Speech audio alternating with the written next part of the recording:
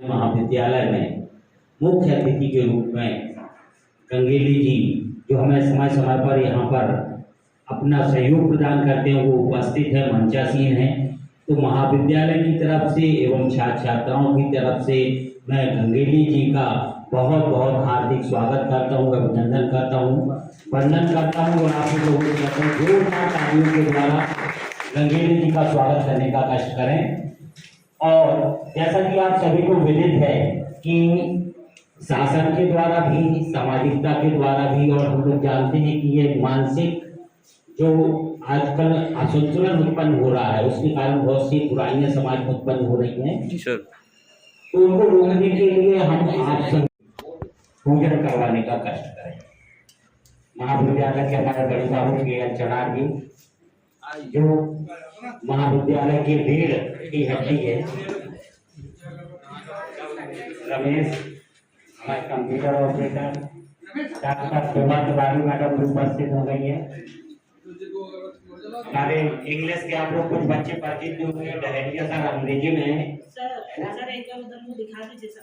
अंग्रेजी का कोई भी काम होता है तो आपके साथ है श्री नितिन डहरिया के सर आ गए हैं इंग्लिश की। और कहाँ से के सर आ गए हैं, कहाँ की हुआ फिजिक्स की सॉरी जितेंद्र गोपी जी।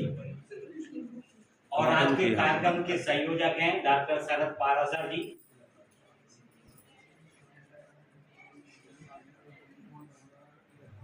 और इसमें जो फर्स्ट ईयर के बच्चे हैं बेटा ध्यान रखना, कल प्रैक्टिकल में बिल्कुल टाइम से आना, 11 बजे अपना जो भी टाइम है। आपको पेपर भी देना पड़ेगा, जैसे आते हो वैसे आना है, ना मोबाइल ना नकल ना कुछ है ना। फाइल लेकर पेपर भी देना है आपको और फाइल भी जमा होगी, सिग्नेचर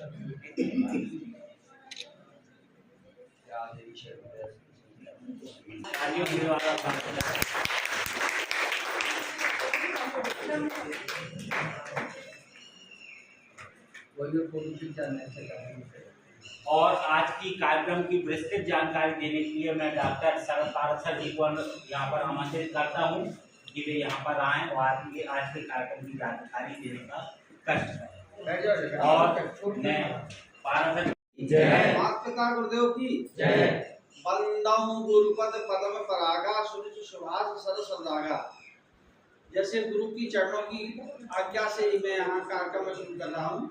देखिए प्यारे बच्चों, क्योंकि समय कम है इसलिए हमारे मंचा से सभी जो हमारे प्रोफेसर बैठे हैं सबको प्रणाम करता हूँ, सबको अभिनंदन। प्यारे प्यारे बच्चों, मैं संतोष गंगेली कवियों के छोटे से गांव भीलपुरा का रहने वाला हूँ और किसान का बेटा हूँ।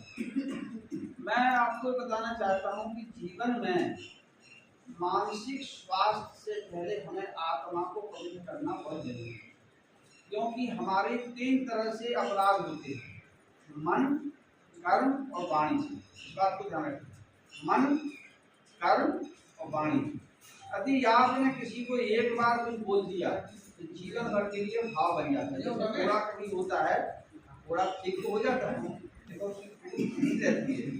इसलिए वाणी ऐसी बोली अपने आपा को और दूसरा न शीतल करो शीतल। आज हमें जैसे सर ने संचालक महोदय हमारे शरद पवार जी ने बताया, हम भी आप जैसे विद्यार्थी थे, कॉलेज में रहे, बचपन से हमको आदत थी बाल सभाओं में भाग लेना। एक प्रकृति की कृपा रही है, गांव के युवती किसान मजदूर के बेटे थे, लेकिन आदत बाल सभाओं का होना, बोलना चालना। जब हम कॉलेज पहुंचे हैं तो हम 4 भाई बहन थे, पिताजी हमारे शादी हो गए, लेकिन हमने मनोबल नहीं गिराया। और संसार के जितने बड़े कष्ट हो सकते हैं वो कष्ट शरीर ने झेला है, जितने कष्ट हो सकते हैं आप कल्पना नहीं कर सकते। और यहाँ तक कि हम बताएं कि हमने दिल्ली में तसला डाली, मजदूरी की, चाय की दुकान चलाई, लेकिन पढ़ना नहीं छोड़ा, अच्छे लोगों को संगत नहीं छोड़ी। संगत का गुण होता है कि उससे अच्छे मिलते हैं, लेकिन एक चीज़ यहाँ भी आती है, दोनों चीज़ें पक्षी भी और विपक्षी भी, कि चंदन व व्यापक नहीं लिपटे रह घुटन, कुछ ऐसा भी होता है। लेकिन हमें जो हमारे पिताजी ने एक बात बताई थी वो थी कि आप फ्रेंड का पत्ता दिखा तो तालाब में 24 घंटे पानी में रहता है, कमल होता है कमल, उसको फ्रेंड का पत्ता। एक कहावत है बोलते हैं जल से पुरन न्यारी, सुना होगा आपने, बूढ़े हुए कहा 24 घंटा पानी में रहने के बाद वो पानी ठहरता। आप लोग विद्यार्थी यहाँ 700 हैं, 2000 10,000 20,000 कितने भी रहें, आप घृणा पाप से करना है, पापी से नहीं करना, क्योंकि यह सभी जाति वर्ग के विद्यार्थी है। अब होता क्या मानसिक स्वास्थ्य में, अभी यहाँ बच्चे बैठे, किसी का फोन आ जाए कि चाचा जी का एक्सीडेंट हो गया, दुर्घटना हुई, कुछ हो गया, कुछ घटना घट गई, तो आपका जो मन प्रसन्न था वो एकदम लगा दिया। वो तो एक अपना भाई समझती है, आपको अच्छा समझते हैं, और आपने उसकी आप डिप्रेशन में चले गए। उस लड़की ने कल्पना ने हमारी कैसे बोला कि हमारी क्या दिक्कत है, और उसी डिप्रेशन का कारण ये भी बन गया। निश्चित है, मैं चूंकि इस लाइन से गुजरा हूँ, हम जब पढ़ते थे तो कॉलेज में तो हम होमवर्क, चूंकि हमारा काम था, हम दूसरा काम भी करते थे, तो हमारा जो होमवर्क रहता था हम अपनी बहनों के पास जाते थे और उनके पिताजी बैठाते थे, मम्मी चाय पिलाती थी, हमको काम देते। आज क्या हो सकता है कि अगर कोई लड़की किसी लड़के से बात कर ले, लड़का कर ले, तो उसका गलत अर्थ लगाते हैं, क्योंकि दृष्टि और कुदृष्टि का यही अंतर है। दृष्टि देखने वाले व्यक्ति मनुष्य होते हैं, मानवता के भाई होते हैं, और कुदृष्टि देखने वाले पाप के होते, राक्षस व्यक्ति होते हैं। तो हमें स्वस्थ कैसे रहना है, तो सबसे पहले तो दिनचर्या करिए। अब आप कल्पना करेंगे मेरी उम्र कितनी हो रही है, 70 वर्ष, लेकिन 44 साल से हमारी दिनचर्या, क्योंकि सावधानी हटी दुर्घटना। हम आपसे बात कर रहे हैं, हमारे वाणी से भी एक शब्द निकल जाएगा तो क्रांति हो जाएगी, शांति की जगह क्या हो जाएगी, क्रांति हो जाएगी। हमारी निगाह इधर से आंख में लग जाए, क्रांति हो जाएगी, अपराध बन जाएगा। कहेंगे पारासा जी कहाँ से ढूंढ कर आए पुट्ठे को, ये तो आंख मारता है, आंख में लगाता है, गाली करता है, ऐसा होता है हमारे नहीं। तो मन को संतुलित करना ही अवसाद से बचने का सबसे बड़ा कारण। उसके लिए क्या दिनचर्या को निर्धारित करें। हम लोग भी पढ़े हैं, कॉलेज के गए, हमारी भी बहनें थी, बहन सालियाँ थी, भाभियाँ थी, सब कुछ था, सबसे निकल के कैसे यहाँ तक पहुँचे हैं कि हमको आज कर्मियों की उपाधि दी गई है, वो साधारण उपाधि नहीं है। और ये उपाधि 1984 में भारत के बहुत बड़े महान संत में बर्बाद, जो जीवन में संकट लो, क्योंकि हमारा ही परिवार, हमारे घर है। तनाव के बहुत से कारण हैं, तनाव के कारणों से बचने के लिए आपको सबसे पहले स्वस्थ जीवन रहें, मानसिक स्वस्थ रहें, योग करें, निरोग रहें। इसलिए सबसे पहले जो बच्चे दिनचर्या जिनकी नहीं है वो दिनचर्या फिट कर लें, और खाने पीने पर नियंत्रण रखें। आजकल हर चीज़ मिलावट की आ रही है, हर चीज़ मानसिक तनाव से जुड़ी ये चीज़ें हैं। अगर आप स्वस्थ रहेंगे तो अच्छे रहेंगे, बढ़िया स्वस्थ रहेंगे। आपको कितनी भी बीमारियां हो सकती, कोई बीमारी हो सकती है, जैसे ब्लड प्रेशर कम है तो दिक्कत है, ब्लड प्रेशर ज़्यादा तो दिक्कत है, शुगर कम है तो दिक्कत है, शुगर ज़्यादा है तो दिक्कत है। इनका ऑपरेशन होना है तो वो और घबरा गया, तनाव में चला गया, ऑपरेशन होगा, हमारा सिर फट जाएगा, शरीर फट जाएगा, क्या होगा, घबरा गया, तो उसको हॉस्पिटल में परिवार में व्यक्ति भर्ती कर दिया। अब उसको 3 दिन का अपॉइंटमेंट लेके 3 दिन बाद आपको ऑपरेशन होना, समझना बच्चे ध्यान से। तो वहाँ जो नर्सेज थी, नर्स डे था 12 तारीख को, तो नर्सेज जो होती है वो समाज सेवा से समर्पित होती है। तो उनको पता चला कि बात करने डिप्रेशन में बहुत ज़्यादा तनाव में, घबरा रहे, रो रहे, क्या होगा क्या होगा। तो उन्होंने सबसे पहले नर्स ने क्या किया है, तो अपने पैसे से खर्च करके उसमें बढ़िया गुलदस्ता, फूल सजाए, चलाए, सामान को जिस कमरे में लेटा था उस कमरे को सजा दिया, श्रृंगार कर दिया। तो मरीज ने पूछा कि मैं तो यहाँ हॉस्पिटल में पड़ा हूँ दीदी, आप श्रृंगार क्यों कर रहे हो? बोले हम इसलिए श्रृंगार कर रहे हैं कि भाई साहब आपका नाम क्या है। सब पता था नर्स को, तो पूछा उसने कि नाम कहाँ के नाम क्या हो। आप बोले हमारा ऑपरेशन होना है, हमको बहुत घबराहट हुई। बोले आपको पता नहीं है, हम इसलिए सजा रहे कि जो डॉक्टर आपका ऑपरेशन करने आ रहा है वो डॉक्टर साधारण नहीं है, ईश्वर के तुल्य, वो हजारों लोग ऑपरेशन कर चुका है, वो पता ही नहीं चलता है। और आप सौभाग्यशाली है कि ऐसे डॉक्टर यहाँ आ रहे हैं, उनके स्वागत के लिए आपको हम उनकी तैयारी कर रहे हैं। तो वहाँ पर जैसे वो डॉक्टर साहब की आने की बात सुनी, फिर इतना श्रृंगार, इतना डॉक्टर ऑपरेशन की हमारी तैयारी हो रही है, उसका मानसिक तनाव खुश हो गया, मुस्कुराने लगा। और जब ऑपरेशन करने लगा तो पता ही नहीं चला उसको, उसकी सारी बीमारी हो गई। अगर हम किसी चीज़ को मान लें, डिप्रेशन के लक्षण क्या होते हैं सोचिए। डिप्रेशन के लक्षण ये होते हैं, तनाव के, अवसाद के, कि आप 10 साल आने की बात सोचते हैं कि हम यहाँ से शेखपुरा जाएंगे, खरगापुर जाएंगे तो कहीं एक्सीडेंट ना हो जाए, दुर्घटना हो जाए, पानी मिलेगा नहीं मिलेगा, किया उसको मजिस्ट्रेट ने सजा बोली 10 साल किया, वो सजा दिया, आजीवन कारावास या 7 साल कारावास है, अब जाइएगा जेल में रहिए। अब वो जेल में पहुंचा तो और ज्यादा परेशान हो गया। उसने सोचा किसी तरह तैयारी, ताकतवर था, उसने कहा कि ठीक है कुछ करते बस। तो उन्होंने जेल की जो दीवार होती है उसको नाप दिया, तोड़ दिया तो भाग गया।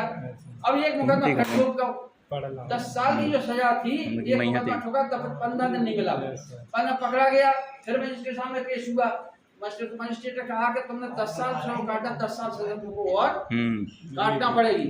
सही बात है। ये समझिए कि अगर मनुष्य, भगवान ने आपको जीवन दिया है अच्छा जीवन जी आप देने के आपसे आप अपनी आत्मा को मन को शांत पवित्रता से रखिए। यदि इसके साथ आप न्याय दुराचार करेंगे, किसी तरह का प्रताड़ित करेंगे, शरीर को, आत्मा को, मन को विचलित करेंगे, तो आपको जितनी योनियां संसार में दिख रही है, प्रमाण है शास्त्रों में। हम कहते नहीं मुझसे पैसा भी कमाया है, 12 से भी पता है कि हमारे पास करोड़ रुपया हो गया। हमने भी दिल्ली में तस्करदारी मजदूरी की, लेकिन लक्ष्य ऐसा आया एक तो समय तो उसने रास्ता भटकाया नहीं, संघर्ष किया, पिता मरे, पत्नी मरी, बच्चे मरे, धर्म पत्नी मर गई, तो हम तो सब संसार का नहीं है। नदी जब बहती है तो उसमें सारे इकट्ठे हो तो सब अलग हो जाती है। संसार में आज यहाँ बैठे हैं, कुछ समय बैठे, कुछ समय बाद सब बाहर निकल जाएंगे अपने अपने। लेकिन इस आत्मा को कैसे सुंदर स्वच्छ रखना, पवित्र रखना है, कैसे अच्छी जिंदगी जिए, इस सबसे सुरनंद मन सबकी है रीति, स्वार्थ लाभ करें सब रीति। माता आपको प्यार करती है, पिता प्यार करते हैं, भैया करते हैं, पत्नी भी प्यार करती है, आप बहन को करते, भाई करते, ये सबका स्वार्थ है। लेकिन परमार्थ के काम करने वाले व्यक्ति पुरुष से महापुरुष बनते हैं, उनको हम इतिहास में पढ़ते हैं, देखते, उनके माध्यम से जाते हैं। इसलिए स्वच्छ मन के लिए, सुंदर मन के लिए मन में किसी पुत्र सर जो अपनी इंद्रियां हैं वो बढ़िया सुंदर रहती हैं। बेटियां इस बात को ध्यान दें कि आप सृष्टि की वो संरचना है, वो कृति है कि आपको मुकाबले कोई चीज नहीं है, हीरे मोती जवाहर सब बेकार है। अगर हम अपने आप को न समझ पाए, अपने आप को नहीं देखा, आपको पूजनीय बंदनीय माना जाता है। कहीं न कहीं किसी अपराध में, सुसाइड में, अपराध में, हत्या में आपको तक किसी की बेटी का हाथ होता है। ध्यान रखो, आज जो देखा कोई यूट्यूब पर, उसमें आंदोलन हुआ बहुत बड़ा। माँ ने बच्चे को उंगली पकड़ाई थी, पकड़ी दी थी, क्या था, वो रोड से जा रही थी, वो बच्चा दौड़ा और एक्सीडेंट खा के मर गया। अब वो आंदोलन कर रहा है, गाड़ी तोड़ रहे। देखिए इसलिए तुलसीदास जी लिखे, सदा करत तिनकी रखवाली, सदा करत तिनकी जिम बालक राखत महतारी। माँ हमेशा बच्चे का हाथ पकड़ती है, पकड़ाती नहीं है। यदि आप बच्चे को हाथ उंगली पकड़ाएंगे तो बच्चा आपके कंट्रोल में नहीं है, और यदि आप माँ ने बच्चे को उंगली पकड़ ली है, बच्चा कहीं जाने वाला कुछ कितने गिरे कहीं जाएगा, संभल के ही रहेगा। इसलिए आपको फिसलना नहीं है, गिरना नहीं है, समझने वाली बात। तो मस्त रहोगे, और मस्त रहोगे तो स्वस्थ, बस दो चीजों का ध्यान करो, खुश रहो, इससे बड़ा कोई काम नहीं है। खुश रहो तो मस्त रहो, ठीक है। नींद पूरी लोगे, आराम करते पुण्य, शाम को घूम के आओगे तो बीपी बढ़ेगा, खेल के आओगे बीपी बढ़ेगा, घटेगा क्या? आप ये समझ लीजिए, घूमना फिरना ये काम जो है वो 50 साल की उम्र के बाद। कब के बाद? बहुत अच्छे उद्बोधन दिए मानसिक स्वास्थ्य संबंधी। हम 1984 से जुड़े हैं, गंगे जी से टाइपिंग सीखने जाते थे नौगांव। फिर इसके बाद तहसील में पत्रकारिता और टाइपिंग स्टैंड टाइपिंग अजीनवेश की दुकान होती है। तो मानसिक स्वास्थ्य के लिए स्वस्थ रहना और सही कार्य करना, गलत रास्ते पर